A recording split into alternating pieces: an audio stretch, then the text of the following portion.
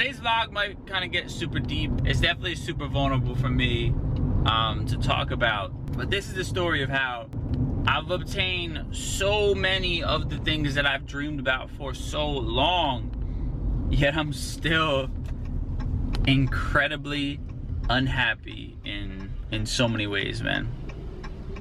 Cue the vlog.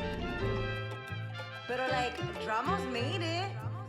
My name is Dramos, and I'm probably best known as the dude that sits next to DJ Envy on The Breakfast Club. And while that's been a dream come true, if we're being real, I'm also so much more than just that.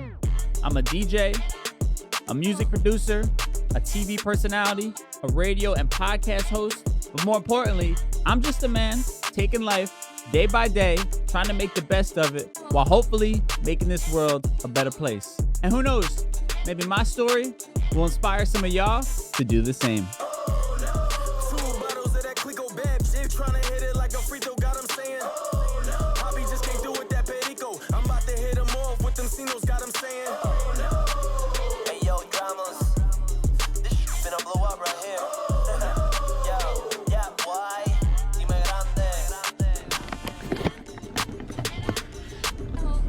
Alright, so as I begin to like think about these memories from my childhood that have sort of shaped my view of what I think success is and what success means, I think back to these memories of my dad driving us around on the weekends to like these huge mansions and these huge houses that were in like some of the next towns over from where I grew up. And I remember it always being like, you know, one day I'm gonna have a house like that, you know what I mean? And whether I realize it or not, I've kind of like saved these memories of these houses in my head. And I've realized that it's kind of messed with me when I actually begin to look at my own successes, you know what I mean? Like as I purchase my own property and my own home, and it's something I'm very much proud of. But I also realize that I hold on to this old idea of these houses, and that these houses represent actual success. And then I feel like it leads me down this path of feeling like if I don't obtain one of these houses at some point in my life, one of these sort of gigantic, grandiose houses, then I'm a failure and I'm not a success. I'm chasing this hungry ghost, so to speak, right? I'm chasing this idea of what it means to be successful and not allowing myself to enjoy anything less than that, that I'm now failing to truly appreciate these things that are happening in my life that are so amazing, because they don't align with this sort of grandiose idea of success that has been taught to me from a young age, you know? And it's something that's really been messing with me lately.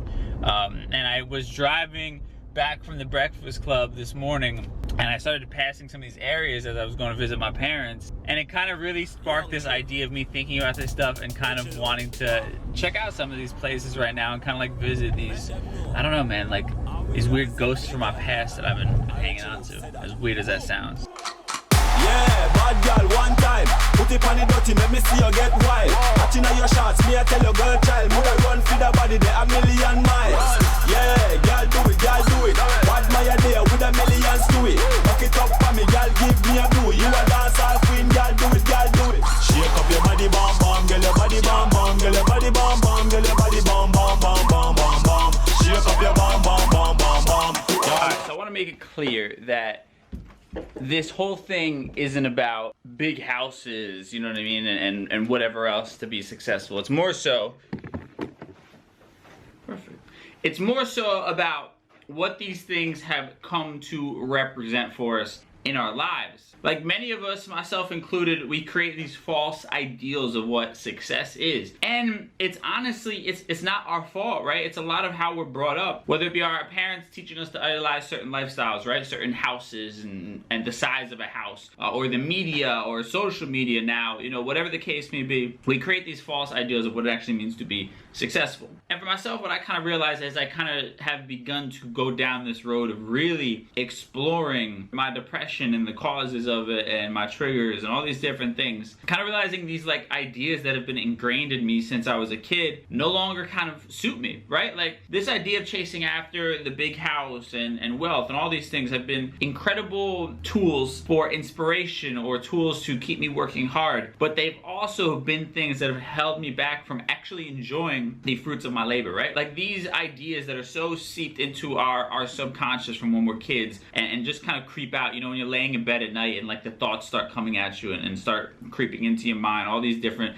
you know, thoughts of doubt. Like those are the thoughts that start telling me that as I sit in this property that I own, that it's not big enough, that it's not pretty enough, that it's not enough, whatever it is not enough, that my job title isn't enough. Like these thoughts, these ideas that have been ingrained in us make us question everything we have and everything that we've achieved. And it's up to us to start correcting these ideas of what success is, because success is a very personal thing. We've been kind of brought up to think that, you know, certain things mean success. Money means success. This type of house in this type of area means success. This job title means success. You know, that success comes from all these outward facing things, right? All these things that impress people outside of our lives. That's where we equate how much success that we've achieved. If we're able to pull up in front of somewhere and somebody's impressed with the car that we're driving, that's success, right? If somebody comes to visit our home and they can't believe how nice it is, that's success. And I think one of the best examples I've seen this in like a movie, if you've ever seen The Great Gatsby, right?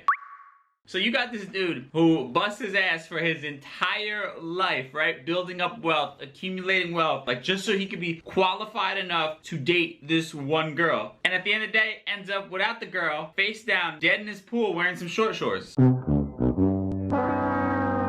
I think this girl that he's chasing after, Daisy, if I'm not mistaken in the movie, she represents us placing value on the wrong things and chasing these ideas of what we think we want or what society tells us that we want rather than actually what's good for us. And that's incredibly toxic, because you'll be sitting there with so many of the things that you've wanted, achieving so many of your personal goals, and you'll convince yourself that you're a failure. I do it to myself all the time, and it's something that I'm trying to correct, because the reality is, like, if I lived in one of these McMansions, I wouldn't be happy with it. Like, that's not actually what I want. And regardless, if this house that I have in my mind, the house that I consider to be my dream house, it doesn't have to impress anybody else but myself. And that also comes with jobs, right? Like I work in the entertainment industry, and like being able to work at a place like the Breakfast Club where it's like this universally known brand that when I tell somebody I work there, everybody's like, oh, like he's doing it, you know what I mean? Like giving me that kind of non-verbal pat on the back, you know? Or when I enter a room and people are like, oh, that's Dramos who's doing this, this, and that. That feeling comes with it. Like, listen, it's nice, right? It's a good ego pat on the back, but if I start making all of my decisions in this life